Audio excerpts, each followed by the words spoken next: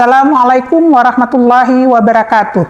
Para pemirsa Habasuluh, hari ini tema yang kita bahas adalah merubah konsep diri dalam konseling Islam.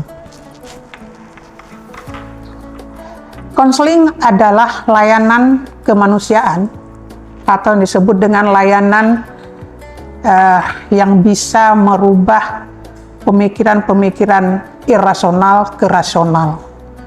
Nah, konseling Islam merupakan layanan bantuan yang diberikan oleh seorang profesional kepada orang yang memerlukan untuk mengatasi, penanggulangan, atau menyembuhkan hal-hal yang menjadi persoalan dalam seorang individu, kelompok, maupun dalam keluarga.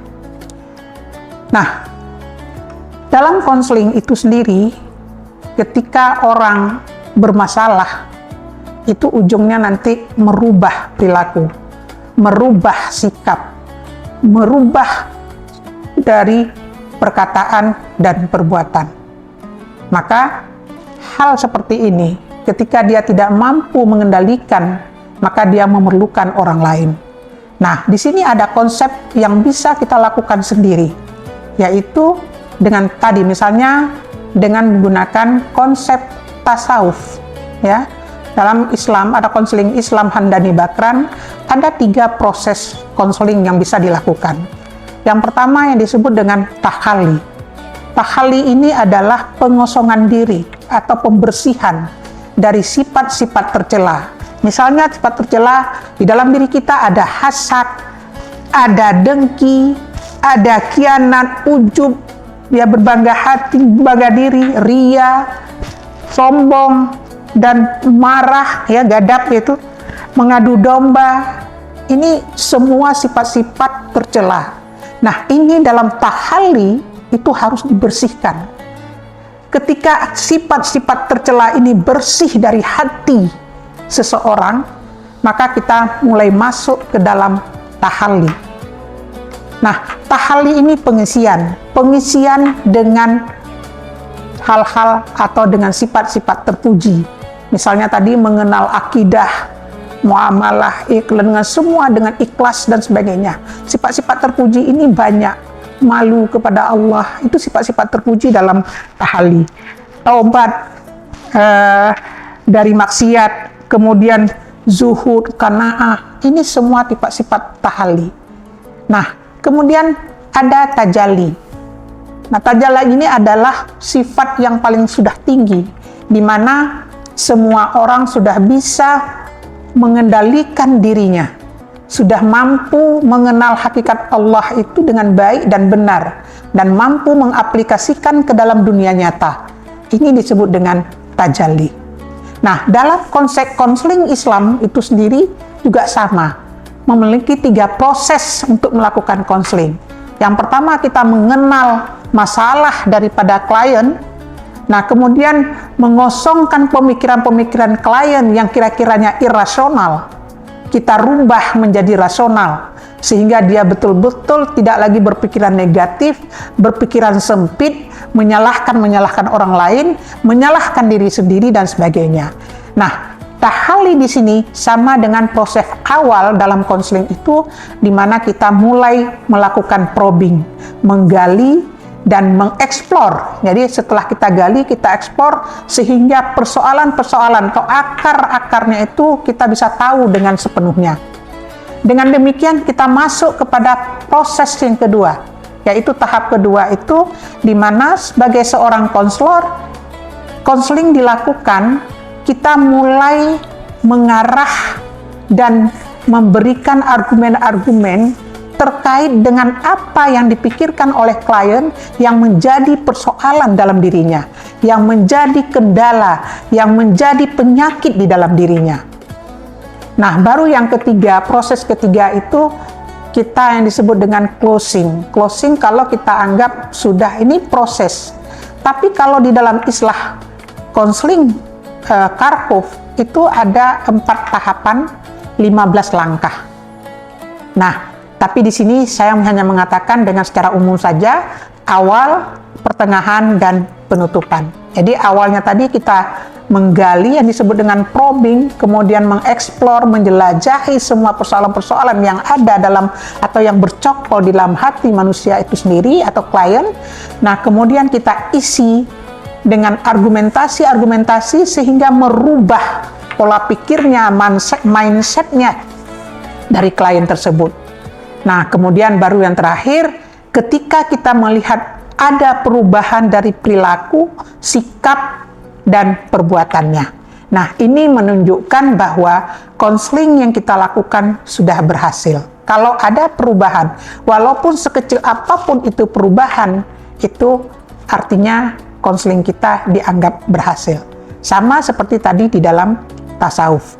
Nah, ketika kita melihat bahwa seseorang itu sudah mampu mengenal Allah dengan baik dan benar, mampu menerapkan atau mengimplementasikan ke dalam dirinya dengan baik dan benar, maka ini dianggap tahalli, dan tajalli itu sudah berjalan dengan baik. Nah, kita kaitkan dengan puasa. Tadi dalam istilah tahalli ada yang disebut dengan gadab.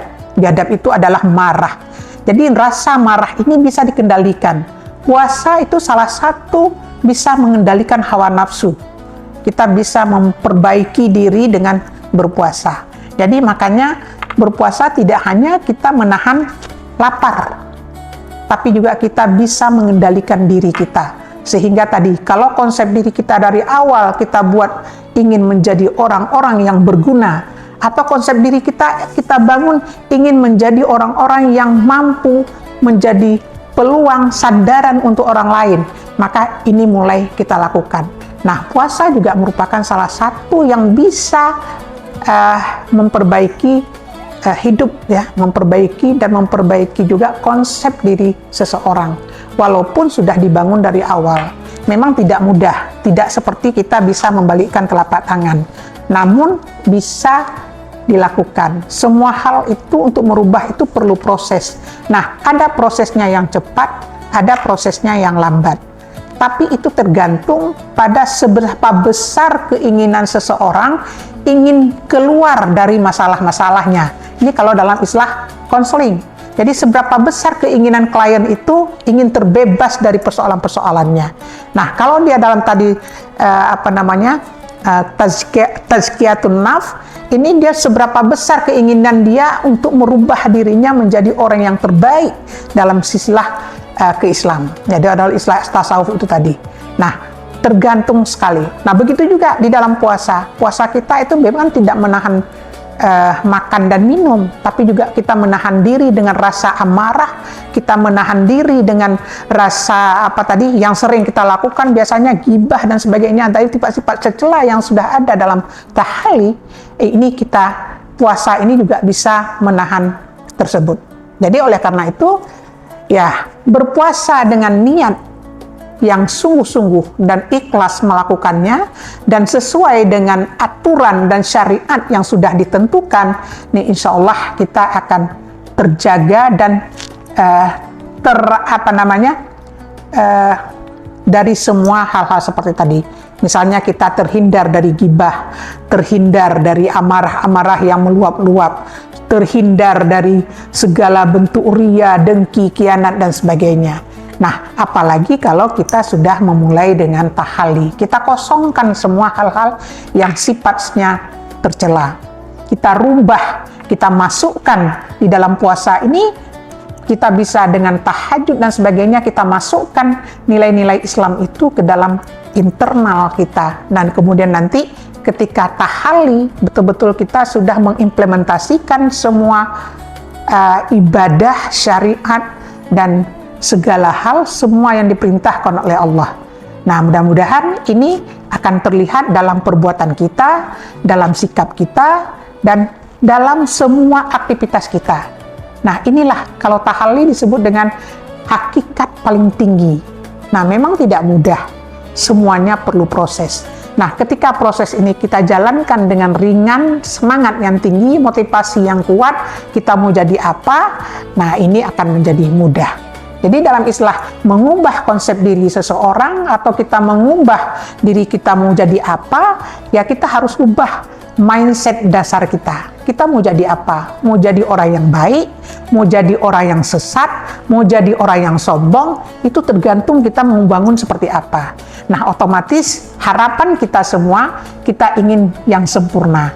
Yang sempurna artinya yang diinginkan oleh ajaran kita. Kalau kita umat Islam, ya tentu dari sisi akhlak, perbuatan kita, amalan kita, semuanya itu mencirikan kita orang Islam yang baik dan benar dan sudah melakukan hal-hal yang sesuai dengan syariat.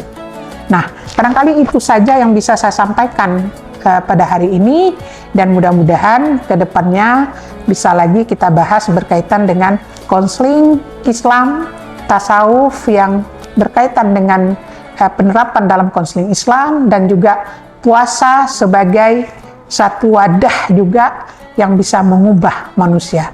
Ya, terima kasih. Kita akhiri. Wabillahi taufiq wa hidayah. Assalamualaikum warahmatullahi wabarakatuh.